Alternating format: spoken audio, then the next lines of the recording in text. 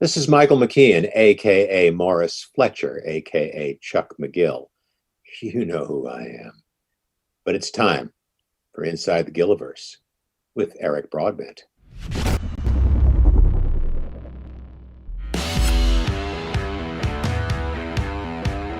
You're watching Inside the Gilliverse, talking all things Breaking Bad, El Camino, and Better Call Saul. Brought to you by the Royal Baubles Collection at bobbleheads.com. For all your favorite characters from the Gilliverse, shop the Royal Baubles Collection at bobbleheads.com. Also brought to you by Rode Microphones, the official microphone supplier of Inside the Gilliverse. See their entire lineup today at rode.com. Now please welcome your host, Eric Broadbent.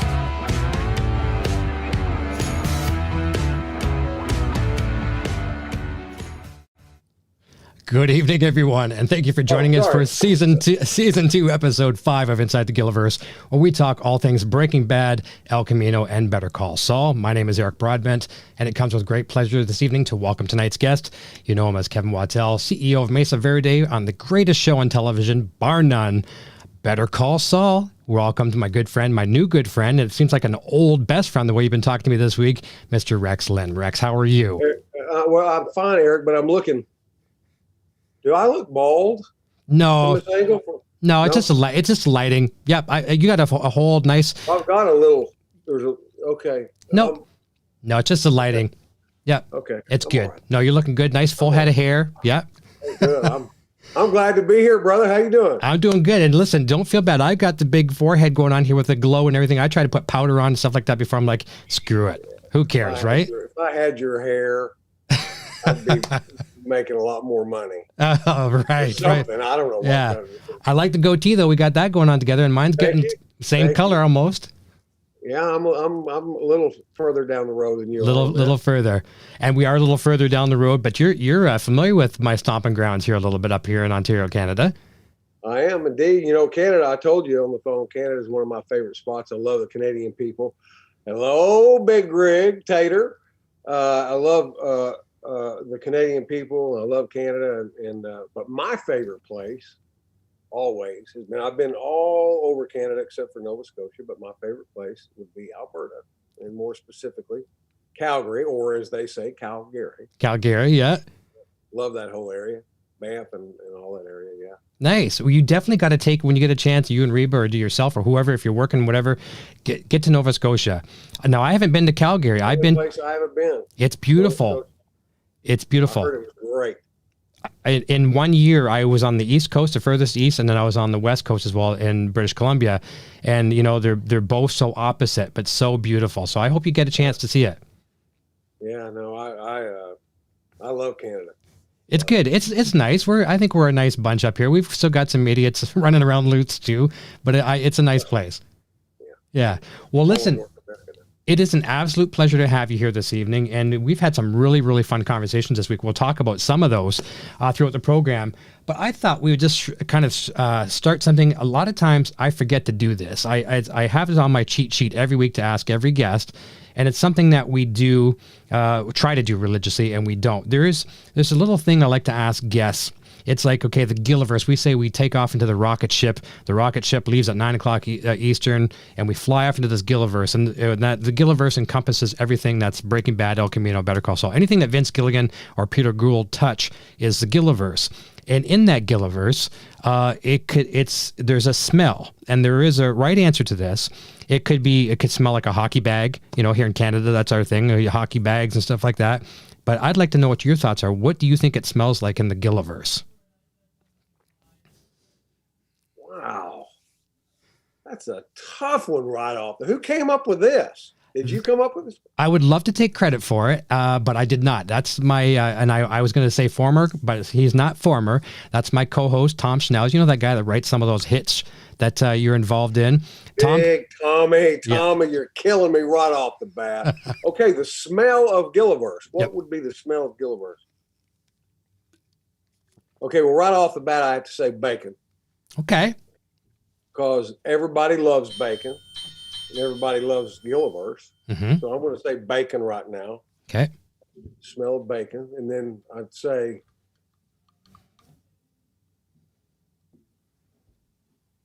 whatever the smell of desert, maybe desert. Okay. To quote my favorite lyricist, Don Henley, warm smell of colitas rising up through the air. Now, it's controversial what colitas is, but it's the warm smell of colitas rising up through the air, to quote the Eagles, more specifically Don Henley. Okay. I'll go the desert and bacon. Okay, so Hector Salamanca from bobbleheads.com says one of your answers was correct. You did get bacon right. Bacon. Really? Yes, you and Vince Gilligan, I think, are the only two people who have got that portion of it right. So you're 50% correct. So a big round of applause for Rex. Yes. And the other answer was fear. Bacon and fear. So fear could, like if your dog is scared, you smell that funk on the dog. Or me, sometimes I get this weird funk. I told my better half Nicole last week what my smell smelled like. I'm not going to say it on the air, but I had a funk. And I don't know if it was a fear smell, but so it's bacon and fear. Well, see, now I'm a little pissed off that I didn't think of fear. I know, fear right? is a great answer. Yep. I'm going to go with bacon and desert, though. That's what I'm going to go with. Okay. All right. Mine. Well, one of the things I want to jump into, we have some killer questions sent in from our fans tonight, audio questions for people that are our members on our YouTube channel. We're going to get to those shortly here as well, too. And I'm going to be answering questions from the live chat as well, too. Our good friend Karina is going to be funneling in questions to me if I miss them. But excellent. A biggest part of our channel for the longest time was I'm a musician, so it was a music channel. So some of our musicians that are watching tonight are going to love this next question. We'll talk some music just for a moment before we get into the deep rabbit hole of Better Call Saul. But you've been a musician for quite some time, a drummer, and your better half, for those that don't know, is Reba. Who doesn't love Reba? The world loves Reba. But she got you a nice little birthday gift back. Was it November, your birthday? Yeah, November 13th. So she got you a kit. So let's talk about this birthday gift and maybe bring us back a little bit to the days when you were playing and tell us a little bit about that story. Well, I tell you, so let's back up as far as the drums. My parents got me, much to their dismay, got me a drum set when I was 7 years old. It was one of those with just a snare and a cymbal and a bass drum. And so I just hit it loudly and banged on it and, made no sense. But, and then later on, I got into a band in high school, and my parents got me a really great drum set. And at that time, it was the sexiest drum set going. It was called the Vistalite drum set. And now, ironically, it's coming back, but it's the clear shells on there. And so that was great. And I went and played on into college. And then I just quit playing the drums, sold the Vistalite drum set. And so for the last 45 years, I haven't touched a drumstick. And you never get on another man's drums. So I would always get close to musicians' drums and just look at them and think, man, I'd like to get on there. So fast forward, I ended up re-meeting the love of my life, Reba, and Tater Tot, as I call her. Yeah. She calls me Sugar Tot. We're the Tots. Yeah, I love that. Sugar and Tater. Yep. Anyway, I talked to her about drums for a long time, and she allowed me to go to the studio and watch her record her new record, some of her new records, a few songs from the new record. And I was constantly looking at the drummer, the studio drummer. Mm-hmm. And then they let me go down by him. I got to get an apple box and sit down by the drummer. Oh. Anyway, so for my birthday, Reba's got this really wonderful place, and she took me. She's got a big barn out there, and we were going out to feed the donkeys and the horses, and we walked in the barn. It's a big party barn kind of thing, and we just walked on into the barn, and she was just talking and visiting, and then she goes, "What do you think about those?" And I turned around, and they're sitting up on the stage with carpet down below. She got Jim and Jeff, members of her band, and Greg Morrow helped with it, a really great studio drummer in Nashville. Had this great set of Gresh drums and with Zildjian cymbals, and the paint on the shells were burnt orange. I'm a Texas Longhorn fan, so burnt orange is a big part of my life. And so the shells of the drums are burnt orange, and I didn't know what to say, and I literally just started bawling. I mean, I really did. I just started crying. I didn't know what to say or do. And I was hesitant to even get on the drums because I could never get on anybody else's drums. And she said, well, those are yours, so get on, you know? So anyway, so yeah, I got this great drum set. And I'm about to get some drum lessons. I'm in Nashville when I get back.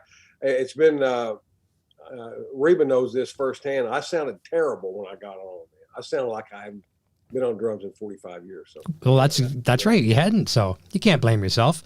But was it fun just to get behind that kid again, though? It was amazing, and I didn't want to hit anything very hard.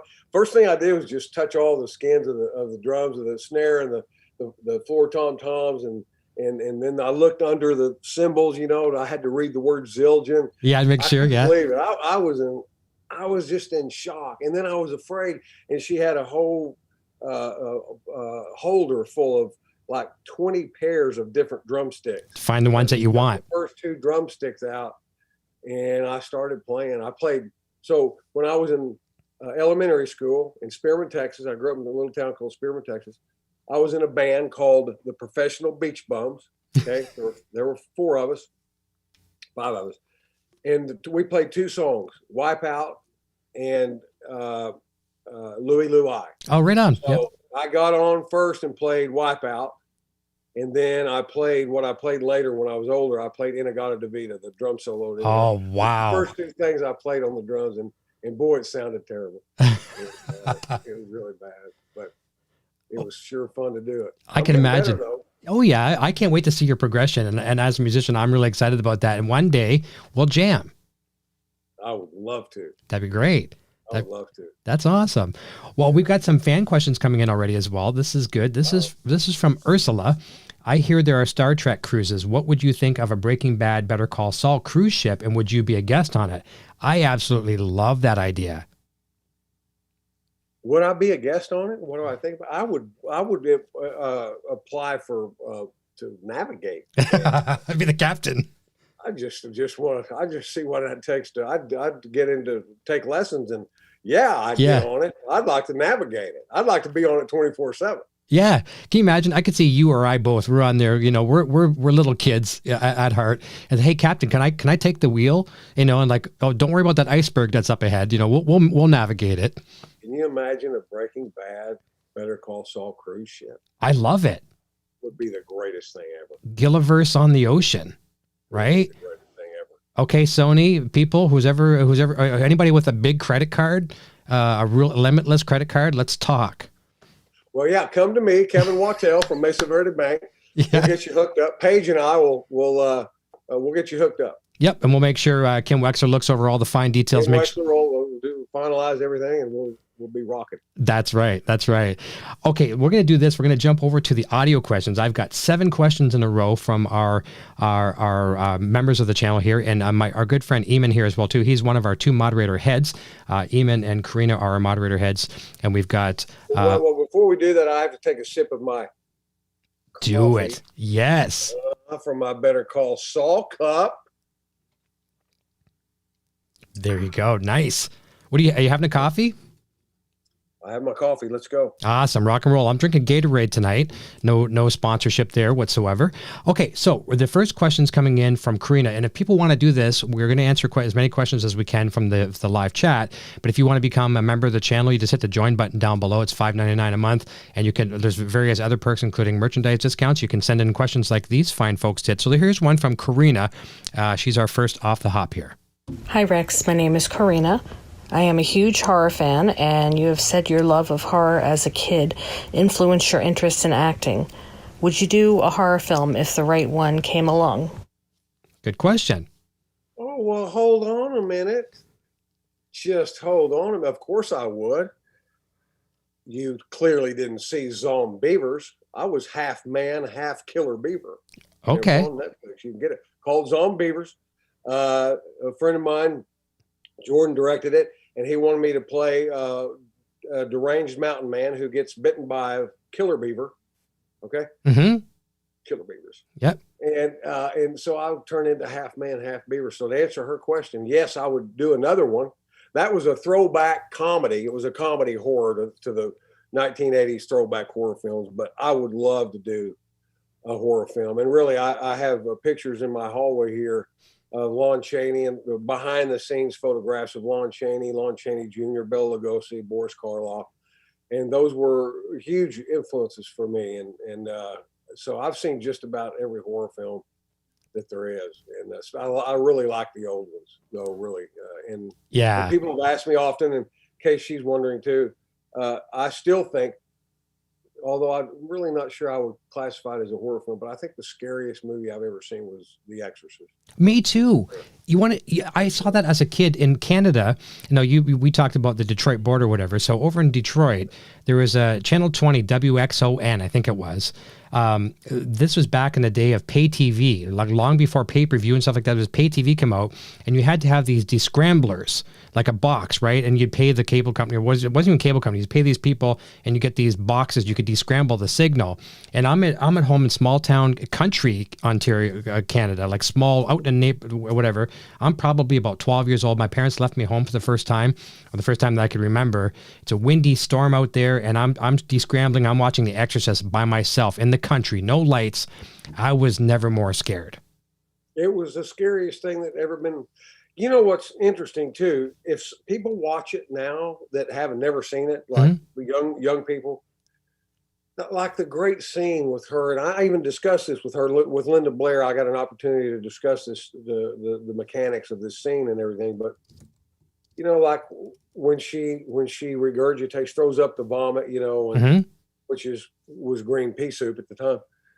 People laugh at that now. They see it now. They're going, "Oh, dude, are you seriously? You think that's scary?" And I'm going, "If you would have seen it in 1973, yep, I'm telling you, it was scary." Well, you know what it is? It's because the world has become desensitized, or I'm not sure if that's the right word, but they see all these graphic things anymore, and just like today, I was telling my better half, I saw this video my friend posted on social media. It was a guy that actually went out and shot his neighbors because they were shoveling snow onto his lawn.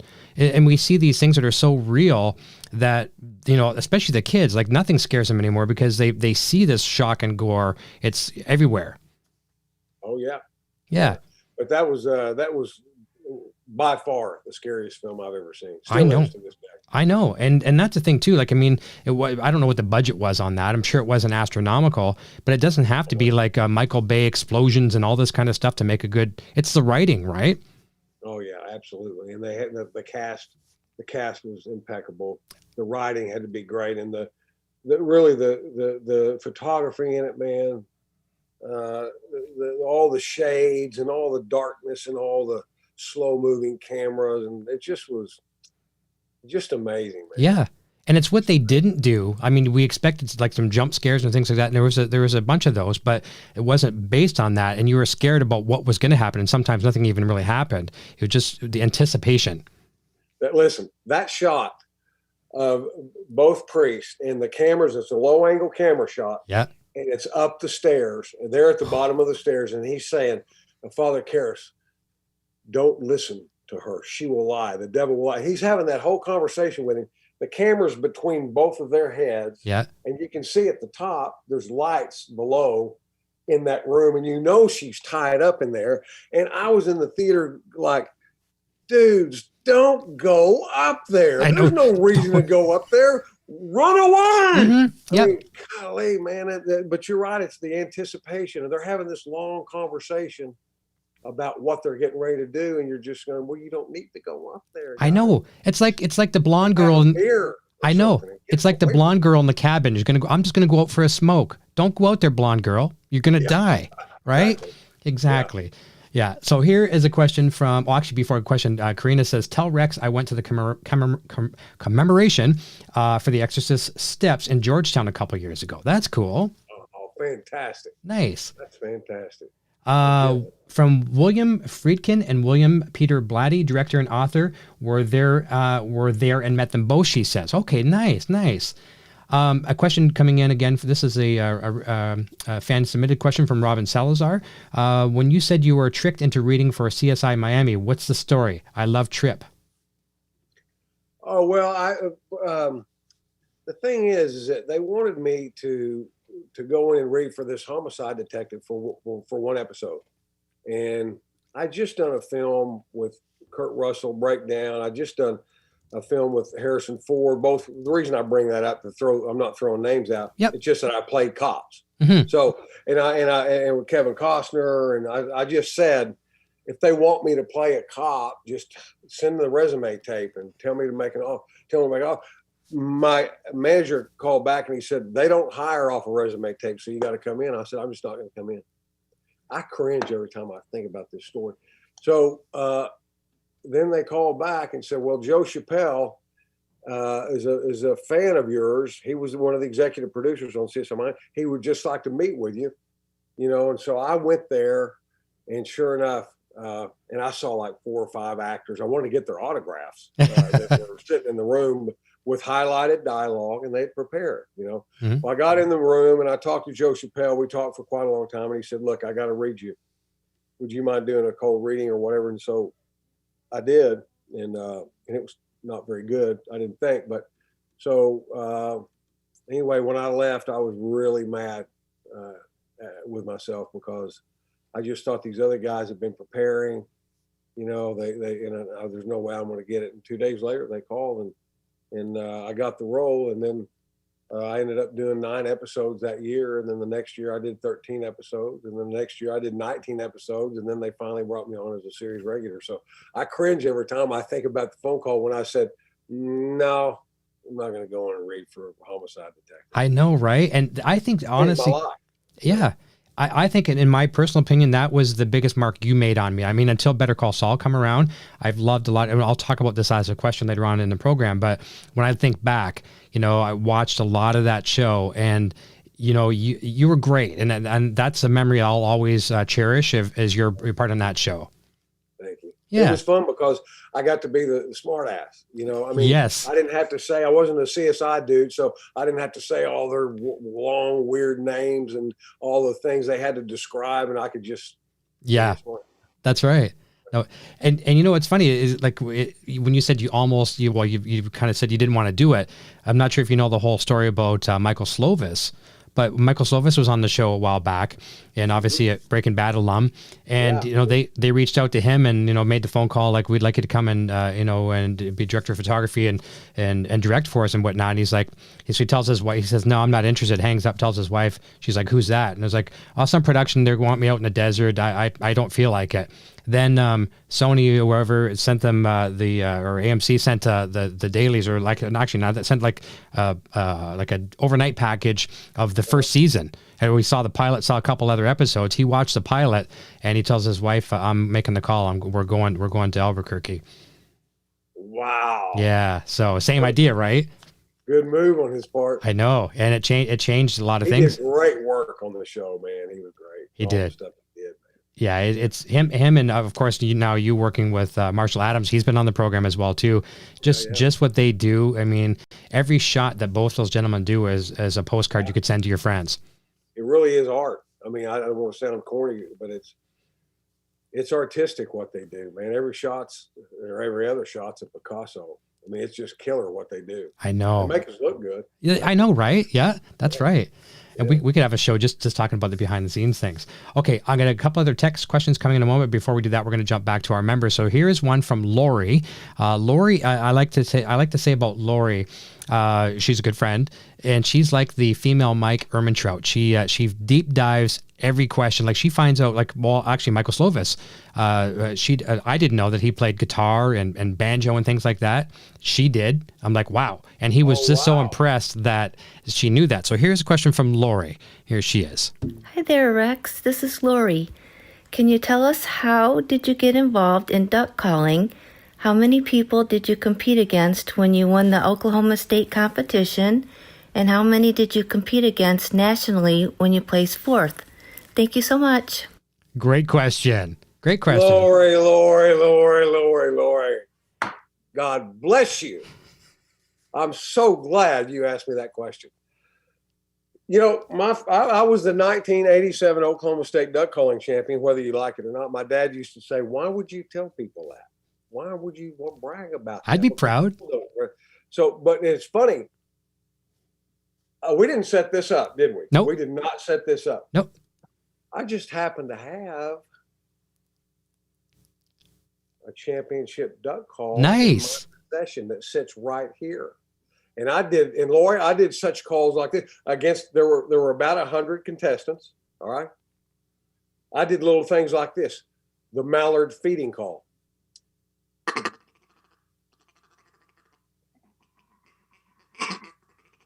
Or the lonely mallard hen.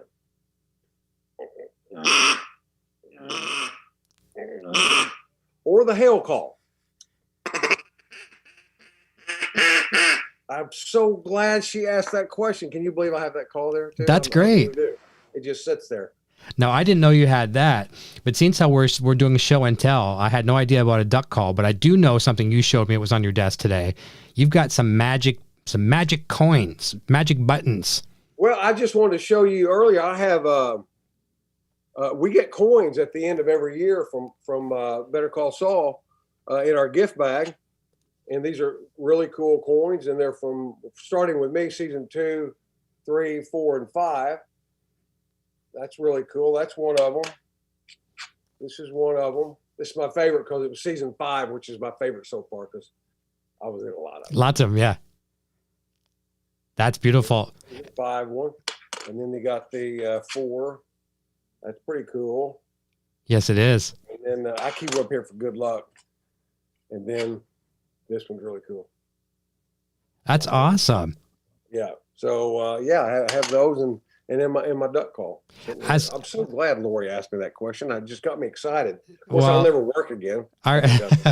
Our fans and viewers and their friends, they have the greatest questions. I mean, hands down. I just push the buttons and they do all the good work. But as you and I were talking, and if people watching at home right now have noticed that little click when you put those down, that's a nice solid piece of metal, those buttons, aren't they? Yeah, they're great, and they're. I will cherish them forever. Can't take them away from me. No, that's right. That's nice.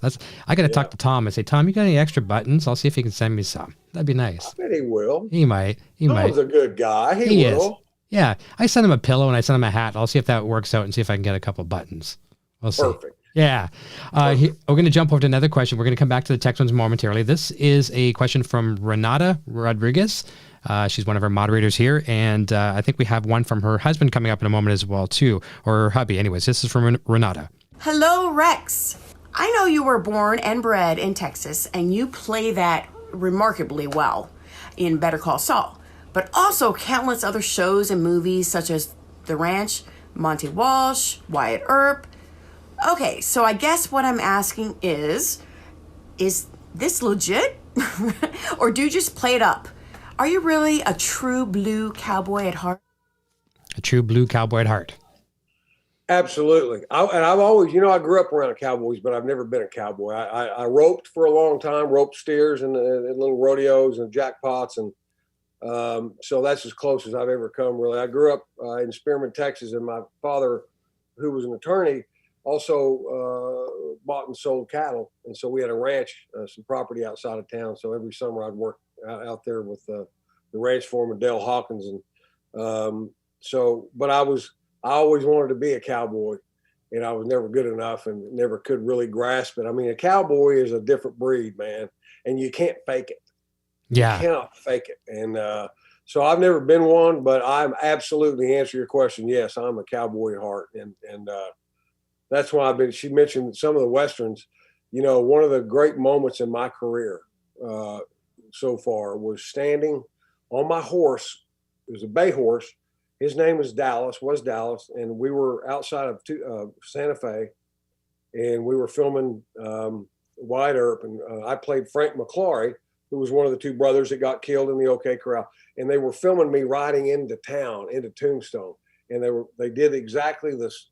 They went down 4th Street and then on Broadway. They did everything, and they filmed me coming in town the night before the shootout, and I was sitting on Dallas, my horse, and they had like 8 or 9 cameras rolling, and there was just a moment where we were waiting for the sun to be just right. The sun was going down in New Mexico, and those New Mexico sunsets are the best in the United States. I bet. And they really are. I was sitting on this horse, and we only had time to do one shot, and the sky's purple and orange, and and I just thought, this is a long way from Spearman, Texas. Yeah. And I just thought I get a paycheck to get on a horse and play an infamous guy who really did exist and really did get shot and killed in the OK Corral, and he's riding into town, and I'm on a great horse, and I got my 6 guns, I got the scar on my face that Frank McClory had, everything. And I said, I don't know if I could ever beat this. No. That was in 1994. Isn't that great? Still is imprinted in my soul. Cowboy at heart. I remember it vividly. So yes, I'm absolutely a cowboy. Fantastic. Oh, that's good to know. Do you know a Rhonda Bayless? That would be my sister. Okay, well, she's fishing. She's fishing for questions. She says, "Do you have a picture of your sissy on your desk?" You better get one. You better get one if you don't. I better. Oh, wait a minute. Ha ha ha ha! Look at this. Welcome to the program, Rhonda. Look at this. Oh, look a little higher, a little higher. That is great. Look at that. Those are Spearman, Texas kids right there.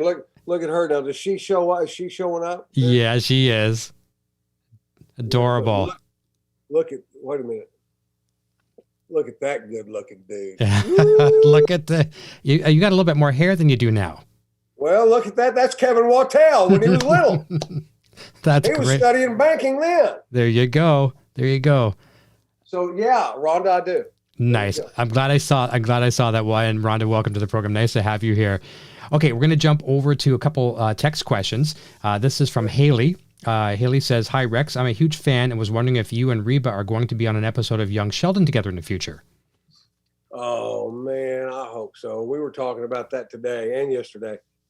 Reba's got such a great character on Young Sheldon, and they're asking her back now. They got more. She's doing her episodes right now. She does a lot of stuff with Annie Potts, and she just finished an episode. She's starting a new one next week. Then they've asked her to do another one. So we've already planted the seed. It'll never happen. Yeah. Because the principal is not gonna. They're not gonna let him out of high school. So. But yes, I would love to do a scene with Reba and Melissa Peterman, who is on the show too and used to be on the Reba show. A dear friend of ours and a very, very close friend of Reba's. So yeah, we're talking about, we're planting the seed with Steve Malero to try to see if we can't get a scene together on Young Sheldon. Oh, that would be great. That'd be so awesome. Yeah, to work together for a bit. 2 questions back to back. This is from Eamon, and then the second one's going to be from his better half, Louise. So Eamon is more of a little bit of a question / statement. Says, "Shame it got canceled, but the series Lethal Weapon was so great. What was the experience like on that show?" Great time on the show. They let me play as an actor. I mean, these things sound horrible in real life, but I mean, as an actor, they asked me to play a character who was an alcoholic, a mechanic, a child abuser, and a pill popper. And to play the father of the lead guy, who was played by Clayne Crawford, great actor. And man, I couldn't say yes fast enough. And so the experience for me was great.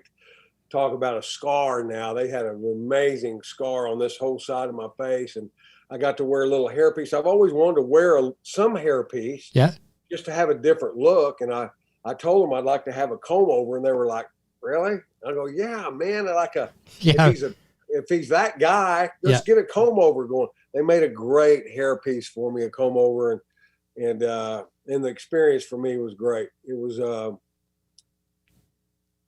a really wonderful experience, and I loved doing it, and it was it was fun. Yeah. It was a lot of fun. I had to really concentrate on it and really try to be as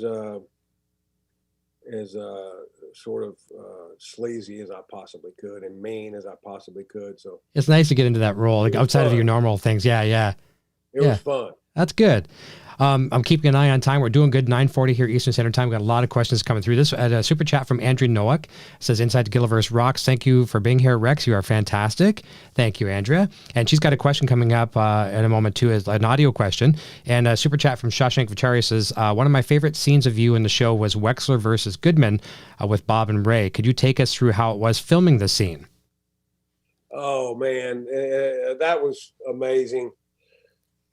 First of all, it's the first time I'd ever been with Bob on in any scene, which reminds me of, Carrying On. That was episode 6, Carrying On into the parking lot. We did the parking lot scene, and it was amazing. I mean, I have to say, first of all, without sounding like kissing anybody's butt, Ray, who I have all my scenes with, and Kara Pifko, who plays Paige, and I couldn't be with a better group of angels than they are.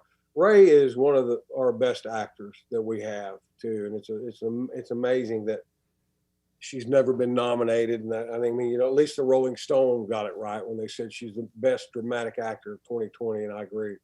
She's unbelievable, just amazing. And Bob is amazing, and I was hoping maybe someday I'd get to do a scene with him, and so then. Voila! We have the scene where he comes in the boardroom and makes a fool out of me. But it was so much fun because we got to rehearse it, and we rehearsed it away from the set, and we really got into it. And Bob was brilliant in there, man. It was a great acting class for me. Yeah, I mean, that was my experience. It was a great acting class between Ray and Bob and Kara, and I got to watch these great actors. Back and forth. There was a point and right after that scene was in the parking lot where Kevin Wachtell and Saul, or Jimmy at the time, or actually Saul at that time, Saul had a little confrontation, and I was just thinking, man, I'm doing Better Call Saul. Right? I know, it just hits you. And while we were rehearsing in that boardroom, that was a 9-page scene. That took us 2 days to film that, man. It was actually it was 13 pages. Okay. Man, I was just sitting there thinking, I'm an actor in this really cool scene. That's what I was thinking too. And sometimes I had to go, all right, dude, you better pay attention. You're Kevin Wachtell. All right. You own Mesa Verde now. You get your shit together, Anyway, so it was a great 2 days of filming. We worked hard on it, and then all right, we talked about Tom. We talked about Tom earlier. Mm-hmm. So it was great to see him on the set. The next day, the confrontation where I walk in the parking lot and see Saul, and he was leaning up against the Esteem. Yeah, the car, the Jimmy McGill car, which to me is like the Batmobile. I know what it is. Oh, I'm serious. The first AD was there, and I was just standing there looking at his car. And Bob was over talking to the director, and I was just looking at the car, and I went, "Just look." And the first AD looked at me, and goes, "What?" I said,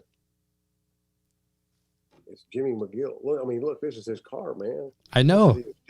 And he just looked at me like, "Okay." And I went, "This is like the Batmobile, man." Exactly. It's a piece of crap Batmobile, but it's still the Batmobile. Yeah, and he said, "Well, you can get in it if you want." I said, "I wouldn't dare touch it." Yeah. It's like I wouldn't touch the Batmobile. Exactly. No way, man. Anyway, I had to answer the question. I had a great time doing that scene and the parking lot scene, which was a continuation of the scene that she's talking about. And at the end of the 2 days, we felt like, all of us felt like that we had accomplished greatness. We'd accomplished something that we brought what was on the page, which was great stuff. We felt we brought it to life. So that's great. Amazing. I won't ever forget it. Well, it's funny, just to segue for a quick second there, you're saying you're sitting there, I'm talking to Bob Odenkirk. I'm in Better Call Saul. I had the same impression about 4 times with you this week. I mean, you've actually called me about 4 times this week, just before bed last night, and you apologized. You're like, "Oh, I hope you're not waking you up." And, I'm sitting on the couch and Nicole's beside me, and I'm saying, yep. So Rex is calling. And then she looks over at me and she just looked at me as I'm talking to you. And then nice conversation. Then I hang up. I'm like, "Oh my God, I was just talking to Rex Linn." And it hits you after the fact. It's pretty cool. Oh, love you. Thank you. Well, even the first day you called me, you're like, we talked, you called me talking as Kevin Wachtell, and like, "Eric, I heard you're looking for a loan." I'm like, "Yeah, I want to get a Camaro," and blah, blah, blah. But you treated me like a long lost buddy. So I much respect to you, my friend. Oh, I appreciate it. Here's a continued question from Eamon's better half, Louise. She says, "Oh, no, this may require a prop. You got some sunglasses, or anything within reach?" I got glasses. I don't have sunglasses. Okay, that'll work. We're going to pretend we're going to use the power of cinema, the mind here, power of the mind. She says, can you give us an impression of David Caruso giving us the sunglasses removal and look? I'm not very good at it. I saw it for 10 years. I'm really honestly, I wish I had sunglasses. It doesn't work with these glasses, well, so it just doesn't work. Okay. But I mean, I would do that, but I'm bad at it. Okay. I'm as bad as anybody is. And I've seen people that can really do it. Yeah. I'm just not very good. And if I do it, it's going to be worse than, I mean, my look, this would be my impression. I go, what do we got, Frank? And then I would say, well, we got a male Caucasian bullet hole in the back of the head, blah, blah, blah. Well, man, it's time to go. And, and he just do this and go. And then, I mean, I can't do it. I just can't do David Caruso. Only David can do David Caruso. But I tell you, man, I've run into fans and airports and stuff, and I think, that sounded exactly like him. Yeah. I spent a lot of years with David and watched him do that same thing, and I still can't do it. Isn't that funny? Yeah. I got tears in my eyes. That's great. Okay, well, here's a question from Gary. This is going to be an audio question, and this is Renata's hubby, so we're going to go over to this one. Gary here. Hey, Rex. I always enjoy looking through IMDb to see, and other places, to see the job histories of true working actors like yourself who are primarily cast in supporting roles and in niche characters, which you do so well. My main question is, of all the supporting roles you've played, can you name a few for us that you felt really highlighted your talent, in your opinion, like what you wanted to do as an actor, or perhaps that were your best performances that maybe the rest of us never saw? And just for fun, what can you tell us about the film Hot Bath and a Stiff Drink? I want to watch it just for the name, but only if you recommend. Okay, let's break that down. Let's see. First of all, well, I have to go back to Cliffhanger as a supporting role. It was my first movie, and I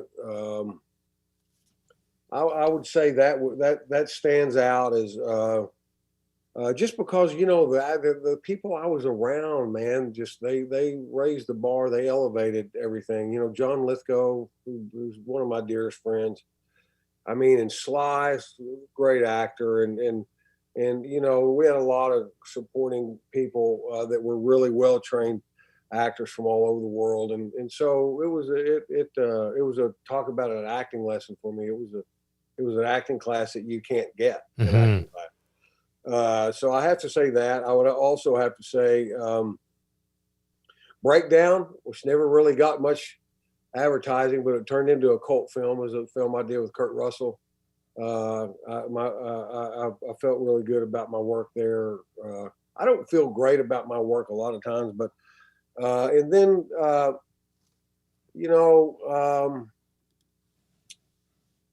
have to say Tin Cup.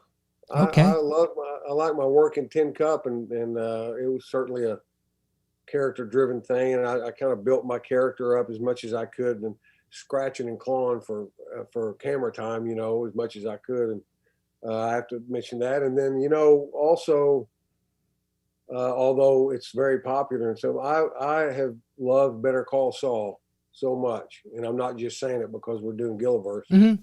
It's that the writing has been there. They've, I signed on for one episode. I've done 12 or 13 now, and hope I'm doing more. Peter, Vince, make that phone call. Yeah, no, everything that they've written for me has been fantastic. So I have to put Better Call Saul in there for sure. And so, I tell you what, I saw the other night for the first time in a long time. We spoke of it earlier. I saw Wyatt Earp the other night. It was late, and I haven't seen it in years and years and years and years. I would have to put that in there too. Yeah. So, the great thing about it is in these things, it was on the page, and I have to tell this quick story. I did a movie that Sam Shepard was starring in with Val Kilmer, and it's called Thunder Thunderheart, and it took place up in South Dakota. I played an FBI agent, and it's a true story about the Pine Ridge Indian Reservation and all that. Anyway, I got to know Sam Shepard, God rest his soul, because he roped steers at the time, and I heard him talking about it, and he wasn't flying, he was driving. So he drove in with his Suburban and his 2 horses, and I heard him talking about roping, and so I told him I roped. So we got to end up we roped in these little jackpots on the weekends. And so, I was with legendary Sam Shepard, but Sam never brought up writing or acting. And that's all I wanted to do. He wanted to know where I was from. How long have I been roping? What was my first horse? Blah, blah, blah, all that. And then one night we got back, we were in Kadoka, South Dakota. We were playing in a pool tournament in this bar. Mm-hmm. And I'd had a couple of beers, just enough beer to ask him a question. And I said, Sam, do you have any advice for me at all as far as acting? Can you give me some advice? And he took he had a little shot of bourbon, and he was looking down. It was an old beat up bar. And he was looking down, and he was tapping his hand on the bar. And I was like, why did you ask that question, you idiot? I thought, why? I've gone this far, roping steers with him, having fun. You blew it. Now I've paid him. And he goes, it's got to be on the page, man. It's got to be on the page. If it's not on the page, I don't care how good you are as an actor. It's got to be on the page, man. And then he looked over and goes, are we up? Meaning, were we playing pool? Yeah. That's all he ever said. Isn't that something? Remember it. That's the great thing about Better Call Saul and a couple of those other projects I mentioned, man. It's on the page, man. Yeah. It's on the page. And speaking of page, in a different sense, Kara is watching right now in the chat. She's saying, this is like having dinner with Rex. Pleasure to have you all at the table to bask in his storytelling. Very well said. She's the best. Hater. And I get a good nod to her for a second as well, too. And let's take a quick second. You talked about the staff and everyone at Better Call Saul headquarters. Let's give a nod to not just a couple of these women like Kara and Ray, but I mean, the power of women in the Gilliverse is insanely big. The writers, they're all recognized right now. There's several of some of the world's greatest writers that just happen to be female. Bialy Thomas in casting. Heather Marion wrote one of my favorite. I mean, thank you again, Heather. Thank you, and then all of the writers and the directors and the people that run it, Melissa and everybody. Just they're powerful. The it's run by some really, really great people. And Heather, as a matter of fact, wrote the episode 5 of season 5, and she did a great job on Kevin Wachtell, and I will be forever indebted to her. And yes. all the female writers and the people that are great. We've had a few on the show, and Heather and I have actually become very good friends. We talk. Oh, good. Yeah, she sent me an email today, obviously just about you, because we're friends on Facebook as well too. But we talk a lot actually. Ever since she's come on, it just was so uplifting. Like we just hit it off really, really well, and we've talked a lot. And she said some very nice things about you. Like she said, you're her dear friend, and we're going to have a treat with you tonight. And of course, we all know that. But yeah, she's awesome. She is. Yeah, but they are. I mean, Peter, Vince and Peter both, Melissa, all of them have done a great job. They have put the most amazing family together, obviously starting in Breaking Bad days and carrying on over into Better Call Saul. Look, I still think, and I'll say it to this day, I think Breaking Bad was the best television series that's ever been made. I told Peter and Vince that. And so to be able to be a part of Better Call Saul, and it's just skyrocketing up there too. It's just, I thank God for it every day to be part of this family. I know it's a different universe altogether, but it's almost like being in Star Wars, isn't it? It really is. Yep. Pretty amazing. Yeah, it is. We're running a bit short on time, but I really want to make sure we get these questions in. We have some great ones. I'm going to do my very, very best to get through here. So here's a question coming in, an audio question from one of our moderators and friends, Jennifer Stevens, and here is her question. It's speaking of Star Wars. Hi, Rex. Thanks for coming on the show. My name is Jennifer Stevens, and my question for you is, how did you prepare for your role in Cliffhanger? Thanks. How did you prepare for that role? We talked about the show, but how did you prepare for it? Yeah, well, that's funny because I'm all about preparation, and I got, to make a really long story short, I got that role. I did a screen test with Stallone. I read for that for Cliffhanger a year prior, and then the movie got postponed. And I read for a guy that had 2 lines. Okay. They brought me back to read for the 4th lead, which I eventually got. But they cast me on a Sunday, and in about 2 weeks, I was flying to Rome. So, I mean, I didn't really have a whole lot of time to prepare, other than I had to somehow figure out everything that I was mad about in my lifetime, and try to put all that and write it down so I could take it with me, because I knew I was going to be with. Well, man, I was going to be with John Lithgow. I mean, I was like, oh man, how am I going to do this? You know? Yeah. So the preparation was, I had very little time to prepare, but thank God for John Lithgow and Rennie Harlan at the time, and Sly. They were amazingly supportive, and so it was trial by error every day, man. It took us 5.5 months to film, and we filmed up in the Dolomites in northern Italy, and then on to Rome on stage. But my preparation was really in front of the camera. Yeah. I mean, I'm not saying that in any narcissistic or pretentious way, because some of it I did, some of the stuff I did on there was terrible. Yeah. But I just I didn't have any time to prepare, really. So I just started thinking about some of the things I learned in acting class and emotional recall, and trying to figure out what makes me mad and angry and fearful and everything else. And I just wrote it down and took it with me. In the music world, we call that muscle memory. All those days of practicing, and you go by muscle memory, and you do it. Yeah. And speaking of which, we'll jump off of Cliffhanger in a second. But I think the official count of you saying "God damn it" is somewhere around 97. And maybe some fans can get the number. Can you give us a typical "God damn it"? No, I hate to say that word, the GD word. I can't do it. I tell you, somebody sent me that video, that internet thing, and I was so embarrassed. Let me just tell you, the first time I said that and the F word in Cliffhanger, my mom looked at me. Oh no! Took her to the premiere, and she looked at me and she goes, "Is this gonna get worse?" Oh no! I said, "Mom, it is gonna get worse," but I said, it's in the script, you know, so it's in. She goes, "I'm going to call all the relatives in Texas." Some of the relatives we still had at the time in Texas had teenagers. And I knew that all those guys, those teenage boys were going to go see this. She goes, "I'm going to call all the relatives." And she did. Oh, she boy. Said, Rex was not raised this way. You guys know that. But his language is terrible. And, you know, so we went all the way through there. And I said, "Mom, I'm in my first big movie. So you got to forgive the language." Yeah. She had to put the disclaimer out that it wasn't her fault, right?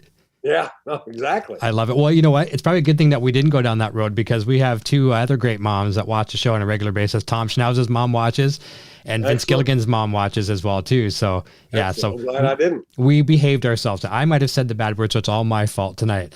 Okay, we're going to jump over to a question all the way over from Germany. This is from our good friend Andrea Nowak. Here we go from Germany. Hello, Rex. My name is Andrea. I come from Germany, and I would like to know, what do you think of Rhea Seehorn's impression of Kevin in that scene where she is talking to Saul and imitating Kevin's voice? Thank you. Awesome question. My favorite scene, period. I watched it. I'm going to say this guy, people are going to say, "That dude is creepy." First of all, on the set, when I read it on the script, I wanted to be on the set. And I asked Heather I said, "Can you call me when she's going to do that?" And I went to the set, and she was like, Ray was like, "No, Mr. Linn, I love you, but you're not going to be here. You're not going to sit here and scrutinize the way I am. You can leave and watch it when it airs. You cannot be here." She did that so well, and she got the hard R's, because I'm not from the South. I grew up in Texas, and we're not from the South. Southern accents are completely different from a Texas accent, and it's hard. And I said, all I can tell you is just do your hard R's, like "we are." You know, you just have to have hard R's. And so when I saw that when that episode aired, I rewound that about 5 times. She was fantastic in that scene. And then the whole side sitting thing, that all came about as a mistake because I couldn't get my legs under the boardroom. So I asked them, is it all right if I just sit like this? They said, yeah. So I just started doing it. And then they incorporated that into the script. And then all of a sudden, Jimmy's talking about, he's a side sitter. All of that dialogue, again, it's on the page. And anyway, she did a phenomenal job on that scene. It's one of my favorite scenes of it might be my favorite scene of Better Call Saul. That sounds a little narcissistic, but her imitation was just great. Well, that's awesome. Did she do a lot of takes, or was it relatively low takes? I don't know. I wasn't there. Oh, right. Okay. Oh, yeah. Okay. Right. Yeah. You would, of course, you were not. Yeah. We'll have to ask her when she comes back again. I'm sure she didn't do a whole lot. Yeah. Well, she never does. She's spot on in just about everything she does. But man, I just loved it. I thought it was great. It was good. Even when Jimmy asked her to do an imitation, her answer was so honest. I mean, she's such an honest actor, and I mean, her answer was something like, "I'm not going to do an imitation." Yeah. That's stupid. Do the voice. Do the voice. That's yeah. Then she does it. But that moment where she switches gears and I'd do this because I'm not nearly as good an actor as she is. I do this. I'd go, okay. She did all that without doing anything. Yeah. She did it right between here. She did it right in her eyes. She did that. She said that in that very 2-second moment. Well, I have a great segue for you right now because this is good. This is a question from Sharon D. She goes by Blazy Gardner sometimes on social media. I know what this question is already. I'm kind of spoiled because I get to know this, and it's a continuation for what Andrea said. So here you go. Listen to this one. Hi, Eric. Hi, Rex. Thank you for being with us tonight. This is Sharon D. from North Carolina, and first I'd like to ask Rex, if Kevin Wachtell was not a banker, what line of work would he be in? And I know one of everybody's favorite parts of last season was Kim's impression of Kevin. So would you do an impression of Kim for us? Thank you so much for being with us. I hope you have an awesome night. You're on the spot now, buddy. Yeah, well, there's no way I can do an impression of Kim because I can't talk as nice as she is because she's always talking about. And anyway, I'll tell you this: if I was Kevin, if I played it Kim, and then she'd no. What? No. Anyway, I would have to talk really fast when I was playing Kim because Kim said, "What? Did you take care of it? Oh, we can do that too." So that's the best I can do because she talks way too fast for me. Now, do you have a ponytail back there that we can't see? I don't, man, Nope. but I wish I did.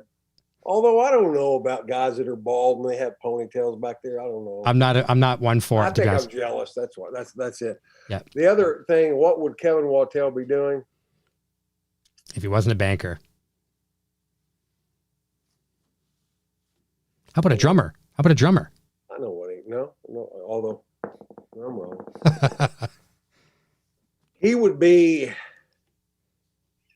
navigating a cruise ship called the Breaking Bad Better Call Saul water rocket.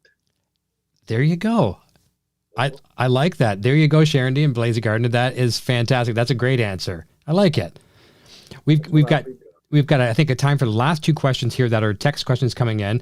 So you kind of talked about what your favorite scene in Better Call Saul of yours, getting the chance to be, Wechsler versus Goodman, you being in that boardroom, and that was a great scene. But maybe that could be the answer to this question, or it could just be a scene that you like, period. You maybe not even one of your scenes. This is from Kathy Lattice.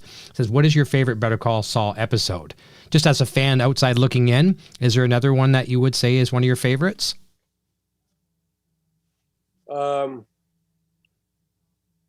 You know what? I always go back to, I have a lot of favorites. Mm-hmm. It might be the first, it might be the pilot. It might be the first episode of the first season. Okay. Is one of my favorites. Good. And I love it because I knew that, of course, most, and it's understandable, most people, they want to see Breaking Bad right off the bat. Yeah. People would ask me, my friends would call me, dude, I love Better Call Saul. Where are the Breaking Bad people? And I always responded, it's called Better Call Saul. It's different. It's not called Better Call Breaking Bad. That's right. Although again, Breaking Bad's the best show I think has ever been made, really. But the fact that I knew it was going to be so far removed, I was expecting it to be so far removed from Breaking Bad. I wanted to see something different, and it just satisfied me. So that's one of my favorite episodes of Better Call Saul. I mean, it really is. Nice. But there's so many that I love. I know. Just right. And Jonathan Banks, my dear friend Jonathan, love you, brother. He's done so much good work, but he's in so many his monologue in season 5 was it might have been 4. I think it's 5. No, it was season 4. I think episode 5. His monologue about his son. Yeah. I'm telling you, man, makes everybody cry. That's one of my favorite episodes. And hell, if I looked at it, I'd have about 20 of them. Yeah, that sounds about right. Yeah. Yeah, I'm with you on that one as well too. Even if someone asks you, is there an episode you don't like? I don't think you could find one, and the ones that you like, it's just too hard to narrow them down. This is probably our last question for the evening. This is from Jody White. Says, "Hey Rex, it's P&J from OKC. Do you think Mr. Creepy would make a good horror movie? I'm sure Rhonda found it scary." That's a friend of mine that they came out with my sister, friends of my sister, and we were driving around looking at Halloween lights one night, and this is the truth. This is not going to even sound scary to anybody. It's going to sound weird, so I won't even elaborate on it much. But we saw a guy up in this nice neighborhood.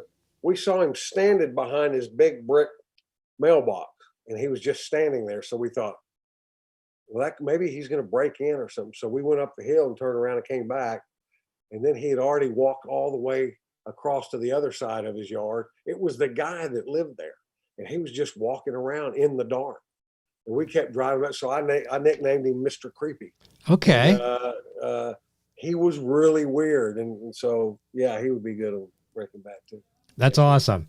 Well, the only thing we didn't touch base on, and this is just I would feel guilty if I didn't ask this. Just tell us a little bit about the role. You talked about that role of almost not getting CSI. Can you tell us about the audition for Better Call Saul? Yeah, it was great. So I get in there, and it's the Sharon, we're in there, the great casting, best casting directors in our business. And it was, I was a furniture salesman, and I was trying to sell used furniture, a couch, to a married couple, a young married couple. And I was like, what? So I had to try to sell, furniture to a married couple. And then they had another scene where I was a military guy. Okay. So I was like a military drill sergeant or a sergeant, and I read some of that dialogue, and neither of which had anything to do with the show. Of course. And I have to tell you, they had brought me back in for Uncle Jack in Breaking Bad. Okay. And I didn't get that role. Obviously, Michael got it, but I just thought. So when they brought me in for Better Call Saul, I was a nervous wreck. Man, I don't get that nervous for auditions. Yeah. But I wanted it so badly. Did you? And I wanted to be on Breaking Bad. Now there's my chance to be on its extended arm. Yes. And I was, my heart rate was up, and I was like, Rex, calm down, man. And anyway, it sure worked out though. And so that was my audition experience, and I was never so happy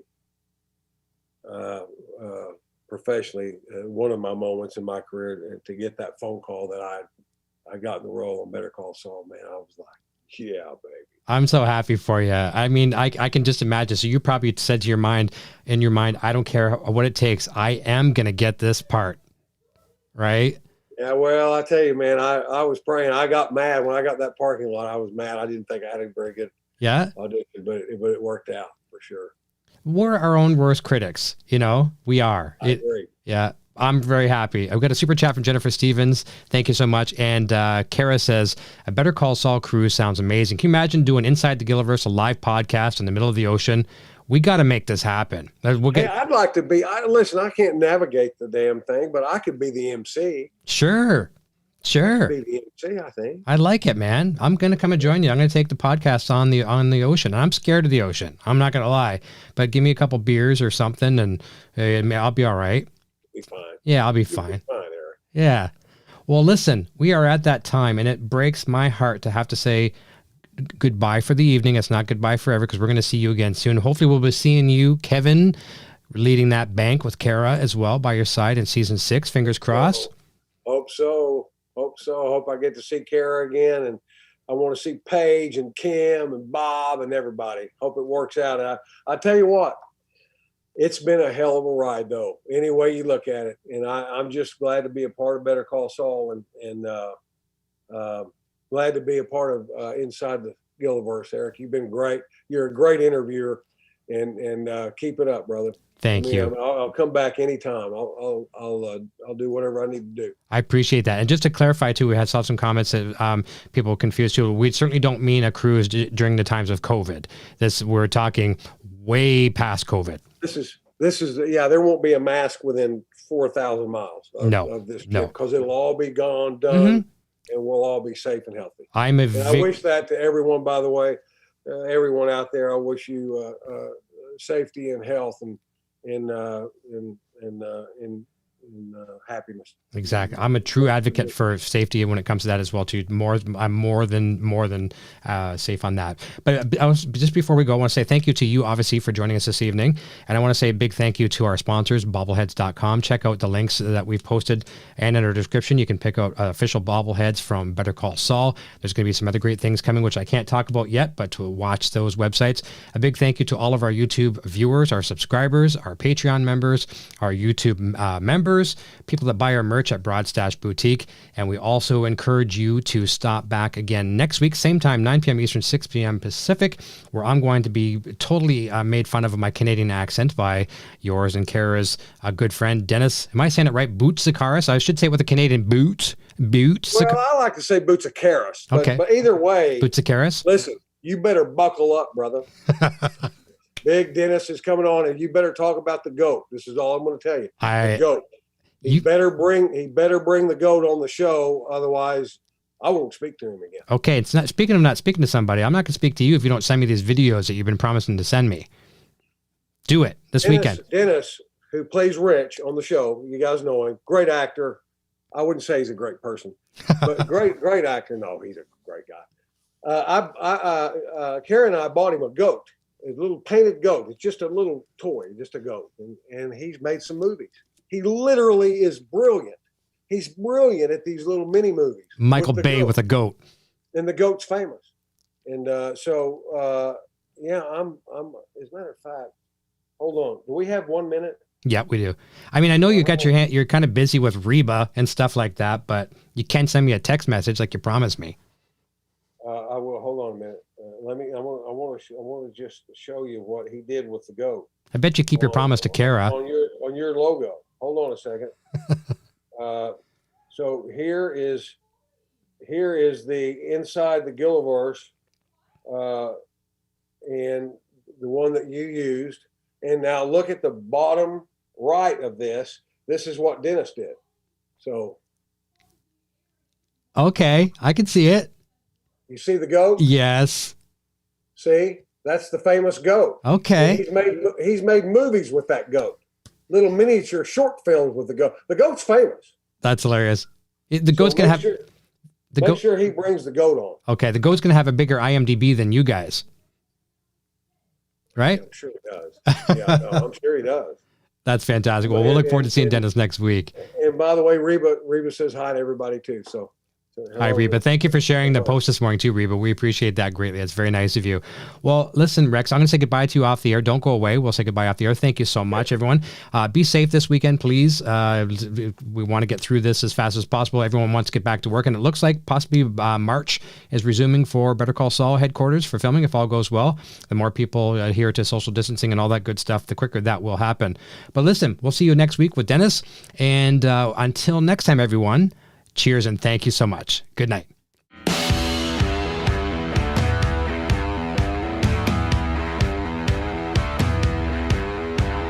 again for tuning into Inside the Gilliverse with Eric Broadbent. Be sure to check back each week for more great discussions and interviews with cast and crew from Breaking Bad, El Camino, and Better Call Saul. Please like, subscribe, and share this video with your friends.